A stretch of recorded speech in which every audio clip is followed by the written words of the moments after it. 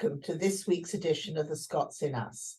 I'm Camilla Hellman, and this week we return to the Young Distilleries of Scotland for the third part in our series. We're going to be joining three really inspiring distilleries, whose journey I hope you will find as interesting as I did. I loved talking with each of them. First of all, we're going to speak with Beinn and Tuirc, the Kintyre Distillery, who through their innovative ways harness the hydropower that they have with the national grid that gave them the capital to begin their distillery. It was meant for the roof of the castle, but they'll tell you about that. And then we're going to join Gin Bothy. Kim Cameron is so enthusiastic, so wonderful and inspiring, and you'll hear about how her jam juices led to this very successful new business that we are now beginning to enjoy in the States. And finally, we're going to catch up with Drew Mackenzie Smith at Lindores Abbey Distillery. They have some great news, which we're delighted to share with you. We've been following them for the last couple of years as the distillery's been going from strength to strength. But now let's hear his news. So we're going to begin by first of all joining Beinn and Tuirc.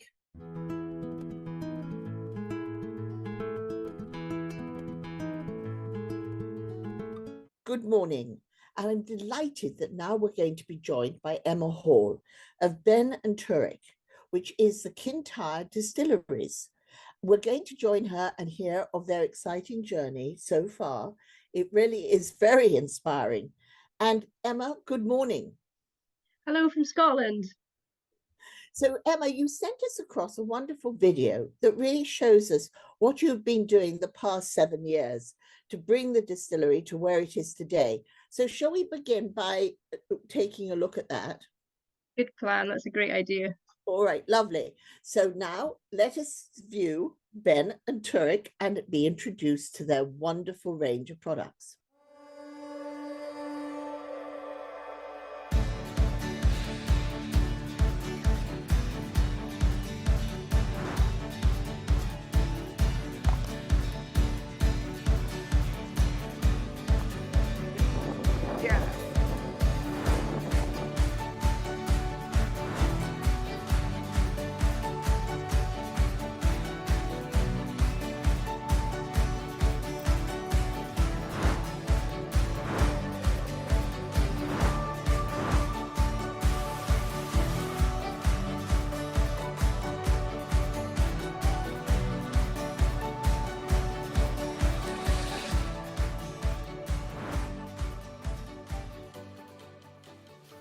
I'm Emma McAllister Hall, and together with Neil, my husband, we are the directors of Beinn and Tuirc Distillers, makers of Kintyre Gin.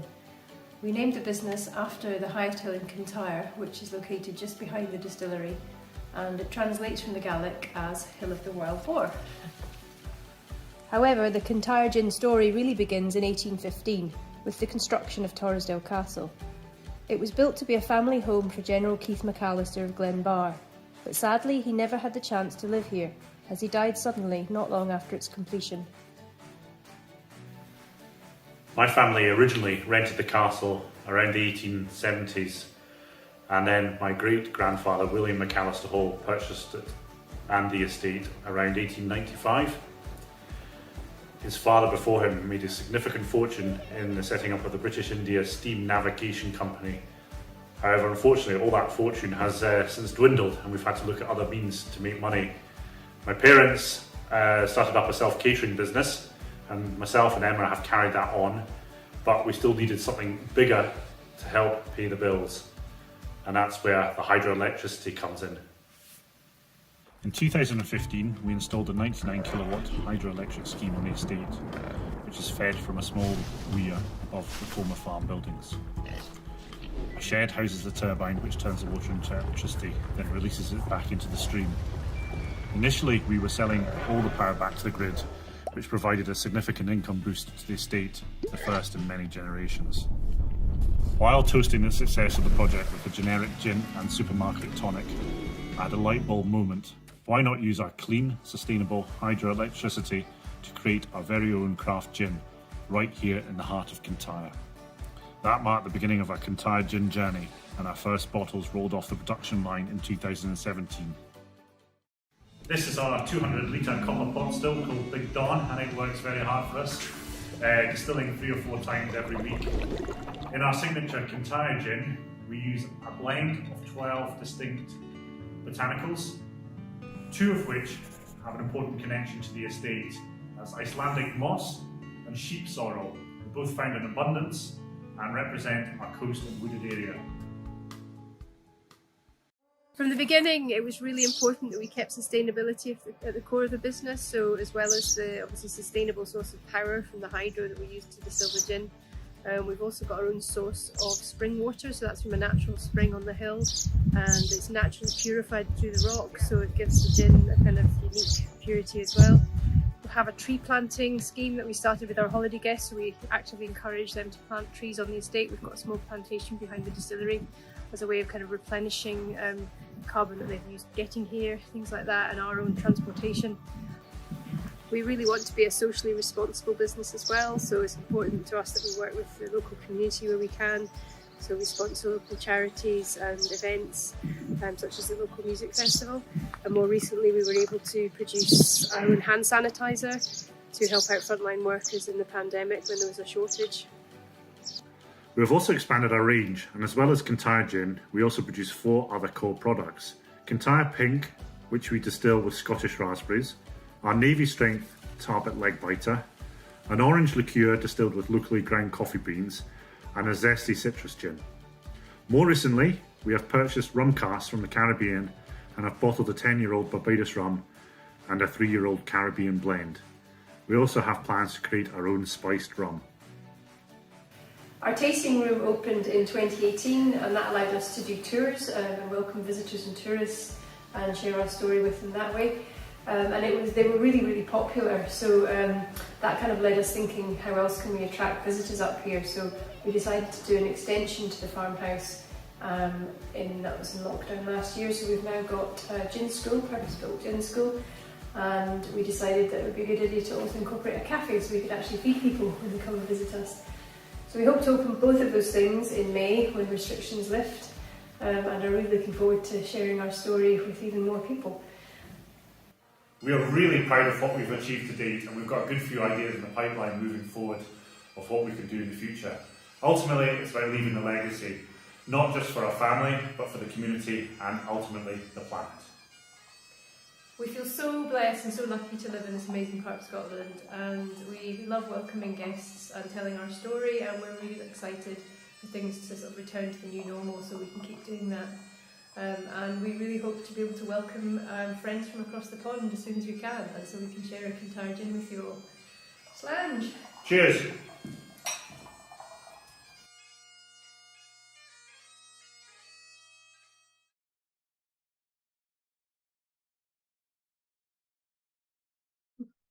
Emma, that really is the most inspiring short film that you've managed to encapsulate all this hard work you've been doing.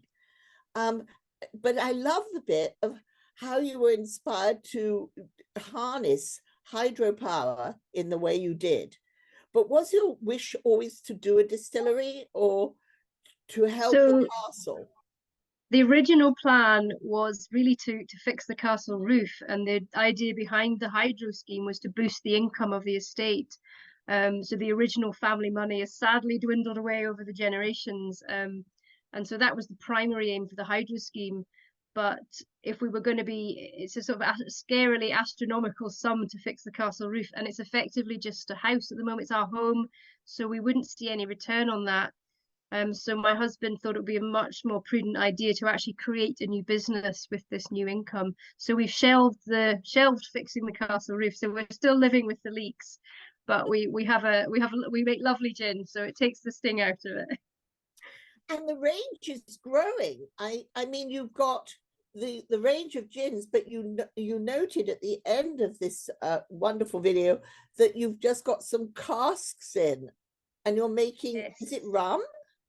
So we're not making the rum, but because we are a bonded warehouse and we have bottling space, so we can expand our products that we offer, and we can we can source really interesting casks, for instance, rum from the Caribbean, and we can bring them over to Kintyre. We can bottle them at the distillery, and rum is becoming a very popular drink. So obviously whiskey is obviously hugely popular as well. So we can do the same with that. We can acquire really, really nice casks of whiskey and we can bottle it under our own label here at the distillery. And that may be something we do start to make ourselves in the future, but sort of expands what we're offering. Now, how did you come to know how to make gin and put it together? Well, I think one of our strengths, and I'll be honest about this, is that we're very good at finding people who know what they're doing. So I think we're up front. I've got a useless art degree, and my husband's slightly less useful. He's a sort of land agent in a former life, but neither of us knew how to make gin. So we got on board a really good, talented team of people who actually do know what they're doing. So we've got a wonderful head distiller, Sue Black, and she's been with us from the beginning, and she's created all our products for us. So that's been a huge part of it. And we can now come up and visit you. Absolutely, and we love that. We love visitors. We have we've sort of grown arms and legs since the very beginning. So we started offering tours of the distillery, and they were very kind of informal tours, and we've kind of gradually increased our offering. So as well as tours, you can come and actually do gin school with us. We do blending courses, which are really, really great fun. And we have a little cafe as well. So we serve, it's all lovely homemade food, and we've got a walled garden, so we can source a lot of the produce from our own walled garden. So we keep our food miles nice and low, and it's keeping that sort of sustainable ethos at the heart of everything is really important. So now you have this wonderful range of gins. You've got a very sustainable, eco-friendly model that you're working with. And you're distributing throughout the UK? Yes. Are you? That's right, yeah. Distribute in Europe? We do, yes. So our main export markets are Denmark, Germany, and Sweden. So they're our biggest. We've also sent gin to Italy as well. And we've actually got gin in the Falkland Islands randomly. I know. So, which is great. And we're sort of talking to Canada at the moment, and we'd obviously love to crack America. So yeah, so it's something that we're hoping to grow. So in the next sort of year, you hope you're going to start to be able to be over here. Anything we can do to help, please, we need to start chatting. That would be wonderful, yeah. But what we can do is we can give you orders for our friends and family back at home to absolutely the Beinn and Tuirc gin. So that we can do. So we can order. You can order, yes. You can order for UK delivery, yes. And actually, we've got, there's no postal charge at the moment, so you can do that without paying postage. So heads up there. So tell me how you came up with the name for the gin. Well, so the company name, yeah. So the company name Beinn and Tuirc is Gaelic, and it means hill of the wild boar. And so that's the highest hill on Kintyre, on the peninsula. The highest peak is Beinn and Tuirc. So it's not a big hill in terms of Scottish mountains. It's quite small. But on a clear day, you would get a wonderful view across the Western Isles and back over to the west of Scotland. So it gives us our lovely boar logo that we've used on our bottles. And also, it really pays homage to the fact of how the hydropower has been the way that you've been able to harness everything together. Yes, so the origin of the burn that we use for the hydro is on Beinn and Tuirc itself. Yeah. That's wonderful. So thank you so much for joining us today, for introducing us to your fabulous gin. And we look forward to being able to do more with you and hopefully have you here in the United States before That would be absolutely wonderful. And we hope to welcome as many American visitors as we can. So yeah, everybody's very welcome to come and see us. Well, we look forward to it. We'll talk to you shortly. Thank you. Thank you so much, Camilla. Thank you.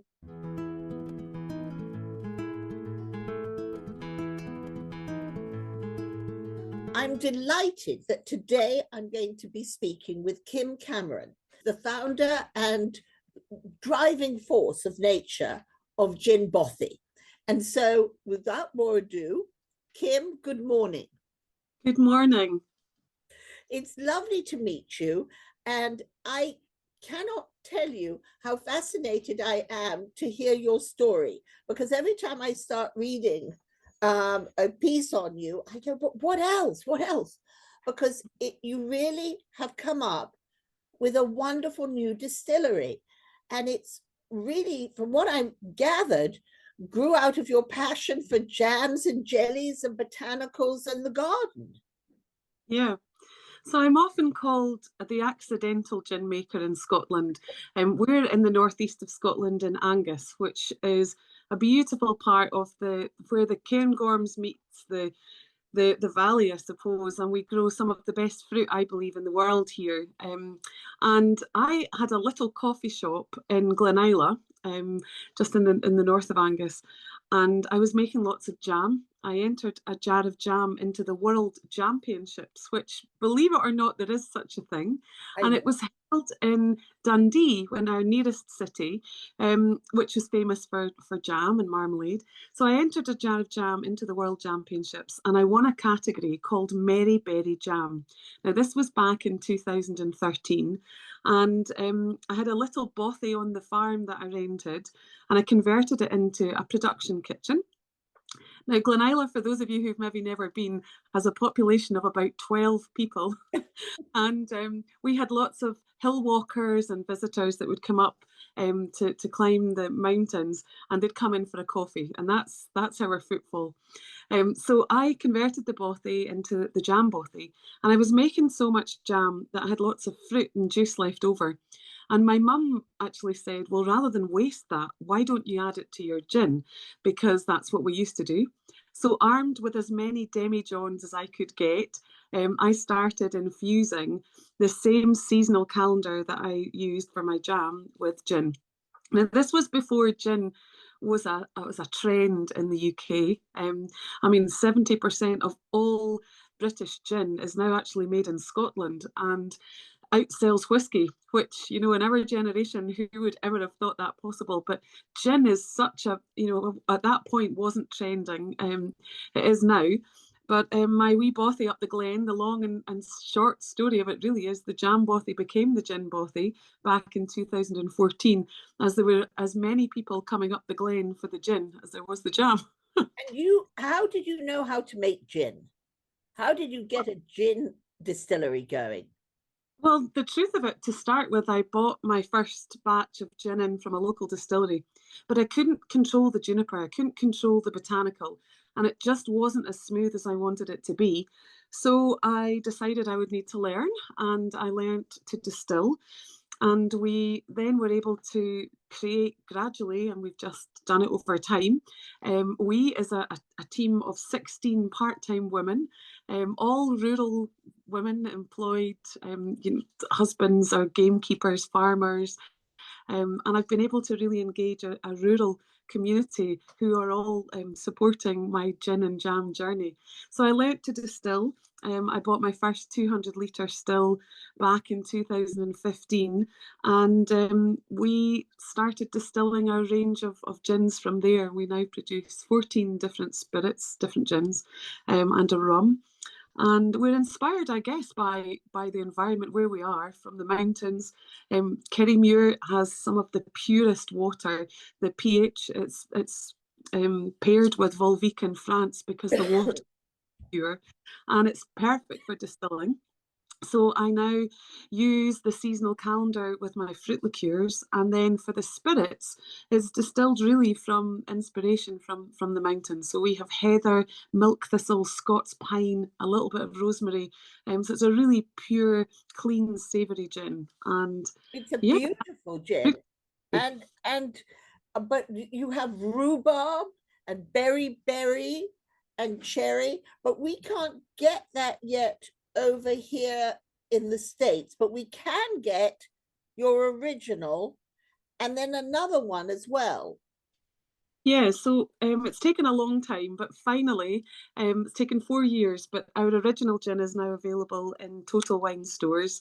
And our best seller actually for this, especially this fall, this time of year, is a gin called Gunshot Gin. Yes. Now, it's called Gunshot, really. It looks like a whiskey, so it's a golden colour. And it came about really because I wanted a gin that I could put in a hip flask and have up the hills, or after you kick your boots off in front of the fire.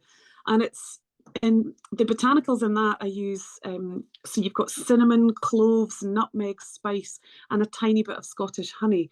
And that just sweetens the gin so that you can drink it neat. It is a full strength gin, but it did get its name from the men on the hills called it Gunshot because it was the same colour as the bullet, but it gave you this inner glow. And they preferred it to whiskey. It was a tiny bit sweeter, and they have it just in a hip flask or on ice.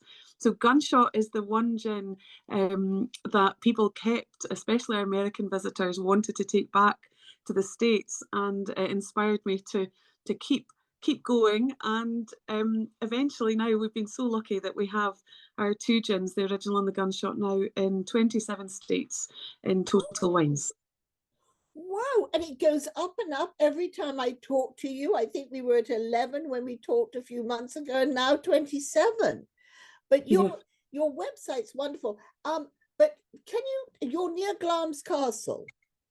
Yeah, so our batch Bothy is very small. It's just outside Kirriemuir, and it wasn't big enough to put people in production. And the council actually, about 6 years ago, said you can't keep doing both in the same building. And I thought that was the end of the world until I was approached by Glamis. So Glamis is 5 miles from the Bothy in Kirriemuir, and they had a beautiful visitor centre that the National Trust used to run as an agricultural museum. It had been empty for years and they had no plans for it. And I thought, well, what a perfect building for us to bring the stories of the Bothy and what a Bothy is, and move the visitor centre in there. So we now have a 4-star visitor centre actually in the village of Glamis. So the castle is right behind me. We use some of the botanicals from the castle gardens in our gin, which is fantastic. And the visitors can come and visit us on the way out of the castle. So we're in the hidden bit at the back of the castle, but a fantastic place steeped in history. And one of the buildings that we have our Bothy Beginnings exhibition room in is the old hearse shed, which goes back to the 16th century. So we're very lucky to now have a home in Glamis. But also, you've just done a 650th anniversary Glamis gin, and it's a small edition, isn't it? So I think we're going to have to come over to see you, be tasting some of the Gunshot and buying a bottle of if there are any left, of the anniversary. Yeah, the Lord Strathmore approached us and had said, it's 650th year this year. Would you be interested in creating a special gin for us? So I looked at the garden over the past couple of years, and we were able to gather lemon verbena. They've got beautiful botanicals in the gardens, some of which I had never even seen before, that we played around with. And the grapes that they grow in, it's a very dilapidated, but a glass greenhouse there. The grapes go back hundreds of years, and we were able to press some of the grape juice and distill that in with the gin as well. So it's really unique. It's a classic London dry, and we did 650 bottles especially for the castle. So yeah, we do still have some available. So I can't ship it to the States, but I could ship it to anybody in the UK if you wanted some. Well, we've got two things there. One, when they're planning their next visit to Scotland, they need to come and see you and enjoy the Bothy and see Glamis Castle, perhaps be fortunate enough to get a bottle of the rare and limited edition. But also, as you say, people can ship this to their friends and family in the UK, and can you do a little note with it, or best wishes, or? Yeah, we can handwrite any personal note. So it's handwritten, and it's posted within 2 days. So it's something that about a third of our sales in the UK do come from online, and especially from people that want to send something special to friends and family should they be overseas. Now, also when I think back to the castles and the history and the botanicals and all the different things and the herbalists, did they ever produce gin at Glamis? Because they probably did do things with their herbs there. Have you spoken to them? Have they gone looking in some of the old archives? So the archivist is still delving, and they did produce nearly all castles or big estate houses would have had their own beers, their own poutine or spirit of the day, which whatever they had left, they would have fermented and distilled. So it might not have been gin because juniper wasn't something that they distilled a lot with in those days, but they certainly would have distilled spirit in Glamis. So it's the spirit of Strathmore. But we've yet to, there'll be more to come out on that, Camilla. Oh, good. Oh, good. That's fantastic. But I really, really am excited to be starting to share your journey with everybody here. And the fact that you now are so available in the States is fantastic. Also, we're going to share some of your recipes in the coming weeks on our bulletin, because you've got some great ideas for gin recipes. And you, as you said, you've got also, is it a port? No, rum. You've got a rum. A spiced rum, which it's the most award-winning rum in Scotland for great taste. They're all hand-numbered, hand-batched, hand-poured, as are the gins. And I only ever produce 200 bottles per distillation, so it really is small batched. We do a liqueur, which is called Maryberry, and that's a mixture of all the seasonal berries of Scotland. So raspberry, strawberry, blueberry, and slowberries all mixed together. It is a liqueur, so it's a sweet liqueur, beautiful in a champagne or prosecco, or with your Christmas trifle or puddings. So that's a really popular one for this time of year, but it is more like a port finish than a classic gin. Well, I think we're going to have to get Total Wines expanding your range for us over here. But for now, I'm delighted that we're going to be able to have our gunshot and our original close at hand, and ability to send to our friends and family your wonderful range. Thank you for joining us today, and we look forward to catching up with you very soon to keep hearing more of your journey. And maybe next time you could take us on a walkabout and show us a little bit more of the centre and, yeah, we what's show you around you. Show you Glamis and sing you a Bothy song. I'd love that. That's on the that will be on the next one. So thank you, Kim, and have a good rest of your day.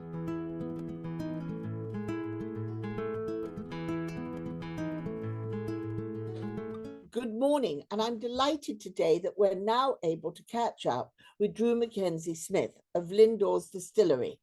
We're going to hear of all the progress that's going on over at Lindores, who we've been fortunate enough to be shadowing for the last year, hearing their news as it's developed. And so, good morning, Drew. How are you? Very well. Nice to speak to you again. It's wonderful to catch up with you, because I've seen in your emails little snippets of news are coming through. And I thought this would be wonderful if you could bring us up to date and tell us of the news, especially around the United States.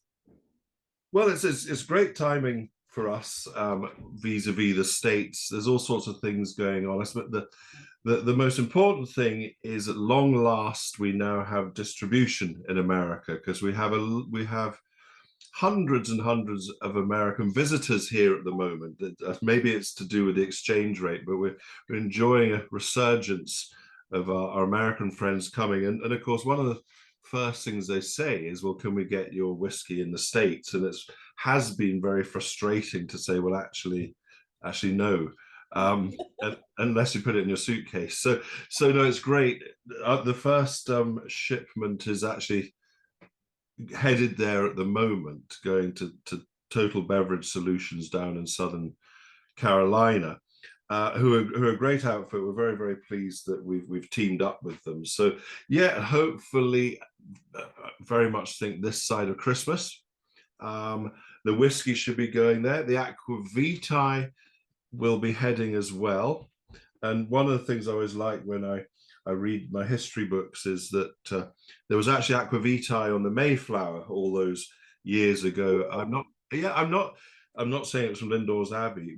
I had no idea about that, but we had a lovely lady contacted us trying to buy whiskey in Aqua Vitae, and we had to say, well, actually, we can't send it to you at the moment. And the reason she had stumbled across it was her and I think her husband are members. Is it the Sons and Daughters of the Mayflower? Well, there's several of them, but I'm there's sure. also the Colonial Dames and Okay. all these different organizations, and you know, Sons of the Mayflower, Daughters of the Mayflower, etc. So Yeah. we need to let them know. Well, it was lovely because genuine. I thought I knew most of the bits of history around Lindores, etc. But the lady sent us a sort of printout of what was in the hold, I suppose, the supplies that they'd taken, and amongst all the different things was Aqua Vitae. So it got there a few years before we did. So it's quite nice that the Aqua Vitae will be heading there several hundred years later. But no, so it was a nice surprise. And you will be able to tell us in the next few weeks exactly which states or how to get the whiskey, the 14. Now I've got to get this right. The 1494, but in Roman Yes. numerals. Well done. Lindores whiskey. Yes. No, yeah, exactly. What I'll do as soon as I've established as and where it can be reached, I will forward you those details. And you'll also have it on your website. Yes, yeah, we do. Yeah. And now, of course, people can go to your website, order the whiskey as well to be shipped within the UK. Yes, yeah, it gets all around the world at the moment, is flying around. Where we had a problem is because of dear old Brexit. We've had all sorts of problems. It was easy sending stuff around, and then all of a sudden, at the stroke of a pen, to send a bottle of whiskey to Poland, for instance, went from being, I don't know, £15 to potentially being £50, which was more than the whiskey itself. So, yeah, Brexit has been a bit of a challenge. A bitter pill. Yes, it's the politest way I could put it, I think. So Lindores has really gone from strength to strength from this. Let's just do a little quick catch up for everybody because it's such a wonderful story. So a man arrived at your gate and said, can I come and look at the Abbey? Exactly right, yes. And he was unknown to us. Yes, unknown to us, this chap was the leading whiskey and beer writer of his day. And my father said, yes, go for it, go for a wander, and then received this book in the post. And there's a lovely picture of the Abbey, and the chapter was entitled, For the Whiskey Lover, It is a Pilgrimage. And that was 20 years ago, and I'm now sitting at the distillery talking about it, but none of this would have happened if he hadn't appeared that day. And the reason it's seen as a pilgrimage is the very, very first reference to what is now Scotch whisky production was back in 1494, hence the whiskey. And it's from the Exchequer Rolls of 1494, where it reads, to Friar John Core, 8 bowls of malt wherewith to make Aqua Vitae for the king. So lucky me, I suppose, is that my great-grandfather bought Lindores Abbey Farm back in 1913, and we were blissfully unaware that right in the middle of the farm there's this lovely, beautiful old abbey, which we just thought was a lovely, beautiful old abbey with all sorts of history.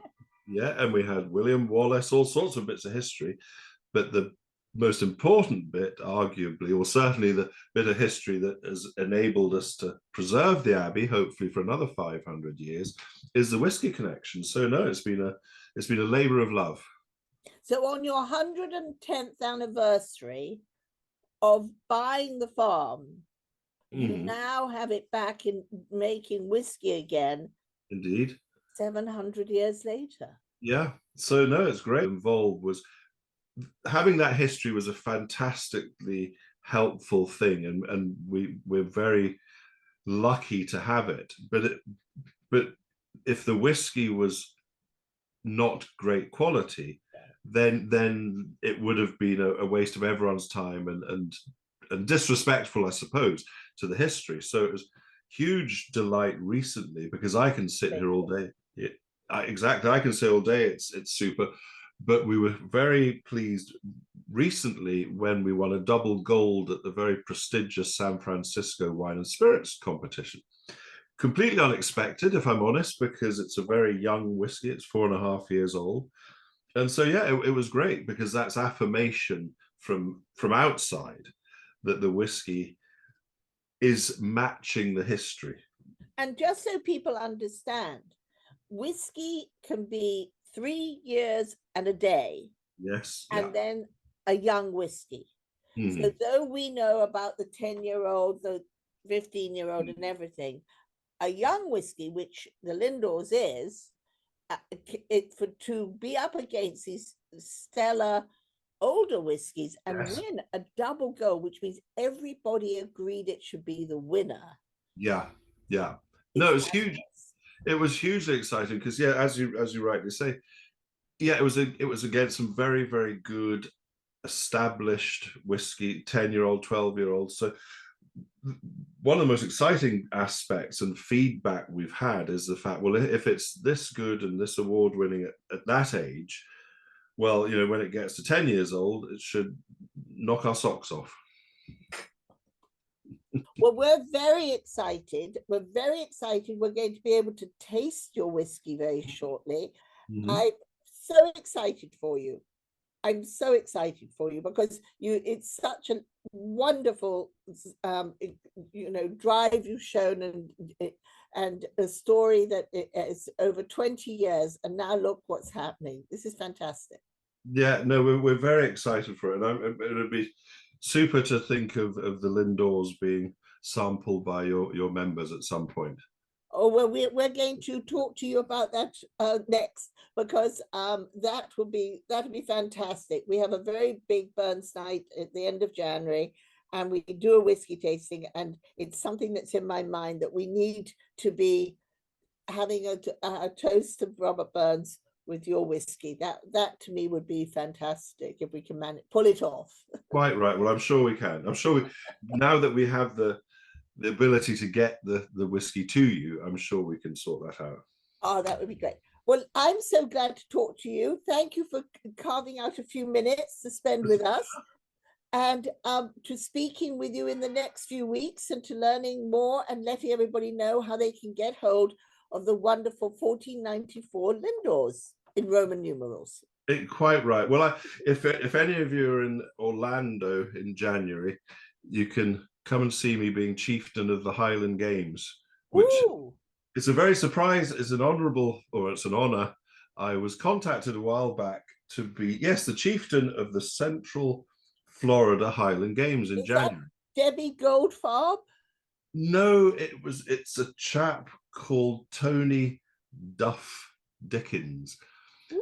And I think it's to do with, well, no, I know it because the Duff clan are they're the lead clan at this year's event. And I did politely point out that I'm not a Duff, I'm a Mackenzie, but part of the reason is obviously the history of Lindores, but also there's a very famous ancient stone near the distillery called the Macduff Cross, which dates back to the 10th century.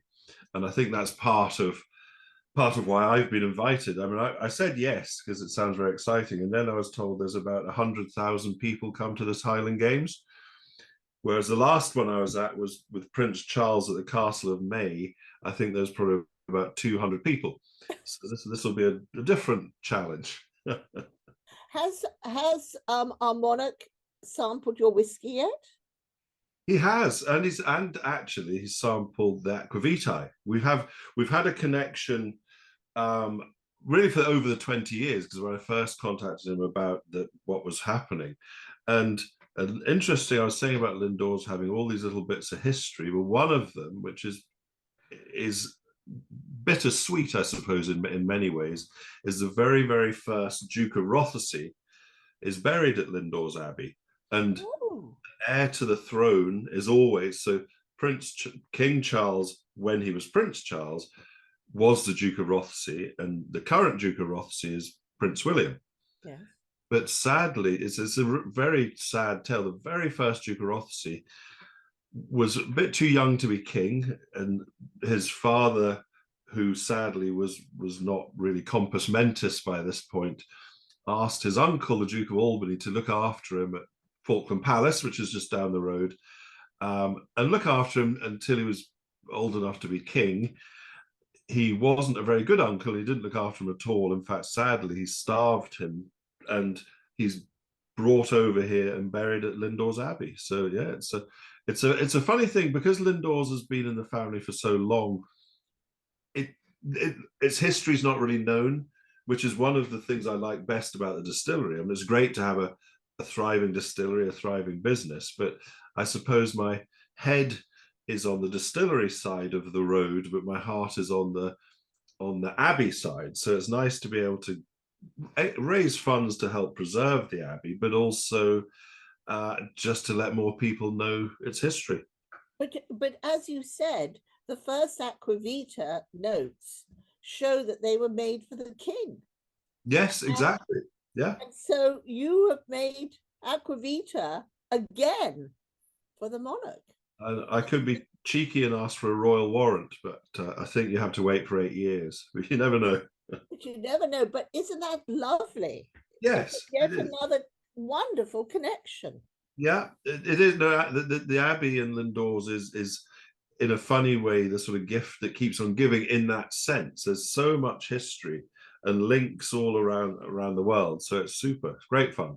But you're also, before we go, I just have to say, you are also a chef. You know, you have that side to things. So maybe there'll be a Lindores book with the recipes, with some of the history. There's so much there for you to do. Yes, well, it would be lovely. I had hoped to use, when we make the aquavitae, it's dates and raisins infused with alcohol. And I thought, gosh, think of all the lovely things you could make. But sadly, the tax man thinks otherwise. So if you have a dried date weighs, let's say, 1 gram, but it soaks up 2 grams of alcohol, in theory, I'd have to pay tax on that alcohol. So if I made you a Christmas pudding, it would have to be like £100 because of the tax, which is an ongoing discussion we're having with the powers that be, because it does seem such a shame in this day and age to have to destroy any kind of food product, you know, alcohol or otherwise. Well, we'll have to have a chat on this offline. I think this is wonderful. Thank you so much for taking time with us, and we'll catch up soon. Indeed. I look forward to it. Take care. Bye now. I hope you've enjoyed this episode as much as we've enjoyed bringing it to you. Sharing their journeys has been a wonderful thing for us to be up to this past week. Join us the first and third Monday of the month for another episode of The Scots in Us, available on your favourite podcast platform or on Facebook video. And keep up to date on all that we're up to on the American Scottish Foundation.org. Until next time, and thank you for joining us.